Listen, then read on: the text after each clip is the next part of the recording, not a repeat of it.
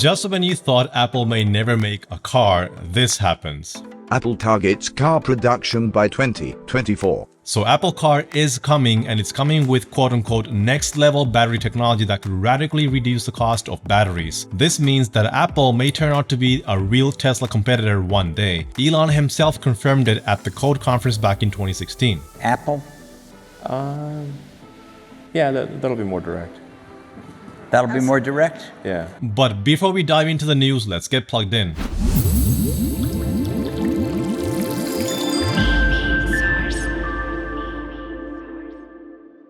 Hello and welcome to EV Source. My name is Harry and I'm your host for today's dose of EVs and technology. Before we begin, if this is your first time here, please consider subscribing so you don't miss our future videos. From Apple iPods, iPhones, iPads, and watches, Apple has made its way to self-driving cars. Sources familiar with the matter told Reuters that Apple is targeting production by 2024. Apple has been planning to build an Apple-branded car since 2014 under the codename Project Titan. Even Steve Jobs toyed with the idea back in 2008 and actually considered an Apple car. For a period of time, it was thought that Apple might have given up on the car and reduced the scope of its efforts to an autonomous system only that would be integrated with a car made by a traditional automaker. But now it seems that Apple has revived Project Titan and is now back on track with the self-driving Apple car. Though back in 2017, the Apple CEO Tim Cook did not directly spill the beans about a possible Apple car. He did, however, talk about the future of autonomous vehicles and their focus on autonomous systems. And so as we look at it in what we're focusing on, or what we've talked about focusing on publicly, is we're focusing on autonomous systems. And clearly one purpose of autonomous systems is self-driving cars. There are others. And we sort of see it as the mother of all AI projects. But we are being straightforward that it's a core technology that we view as very important.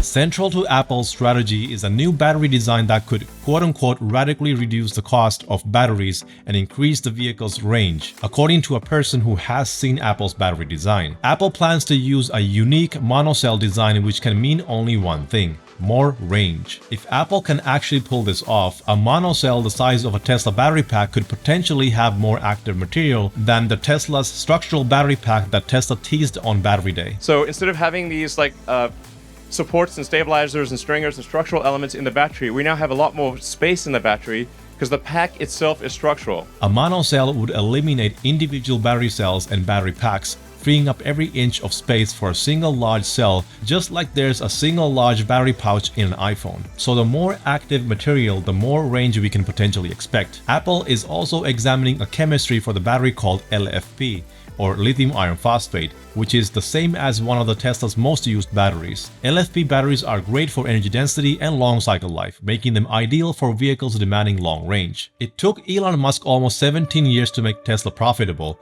What this means for Apple, despite their deep pockets, is that they may face supply chain and production challenges. After all, Apple has never made anything larger than the iMac desktop computers. Making a car would certainly bring new sets of challenges, even for Apple. But if there's one company on the planet that has the resources to do that, it's probably Apple. Though Apple has not commented on this any further, its teams continue forward with Project Titan. Apple has not released any official designs for the Apple car, but enthusiasts have filled that void with unique design ideas. Even if Apple one day releases a prototype, let's not forget what Elon once said. The making of a prototype is easy, but production is hard, especially if you have advanced production techniques that people have not used before. And guys, if you're enjoying the video, please hit the like button. This will tell YouTube algorithms to suggest the video to others who might be interested in this topic. This small gesture will help support the channel more than you think.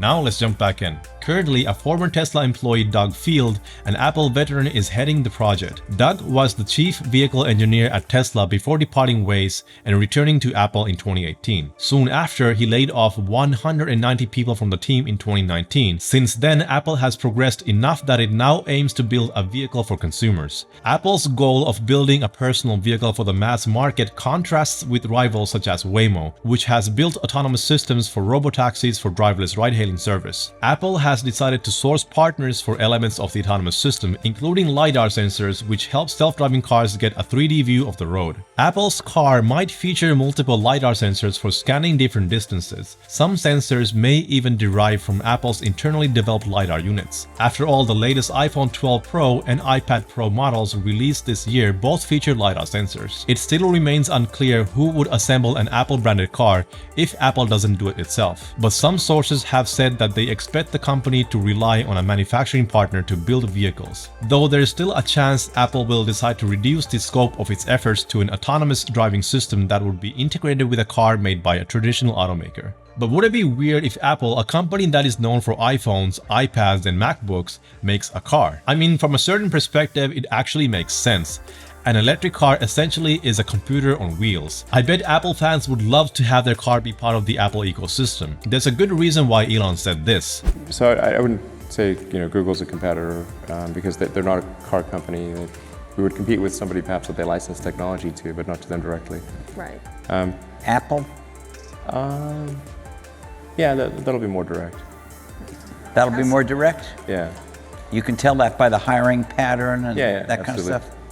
So what do you, okay, so they're going to be Given more they've hired a lot direct. of How do you Tesla assess it? I mean, I say I think it's great that they're doing this, and I hope it works out. Tesla is as much a software company as it is a car manufacturer. So Apple, being pretty great with software with an eye for consumer-centric design that appeals to most people, Apple could be a real competitor that Tesla hasn't faced yet. And don't take it the wrong way, this could be a very good thing for EVs. Having more direct competition would force both Apple and Tesla to innovate better and more affordable products for the mass market. Ultimately, the consumer would benefit the most from such competition. There's more than enough room for more electric vehicle manufacturers to step in and take a slice of the global vehicle market that pumps out approximately 100 million new vehicles every year.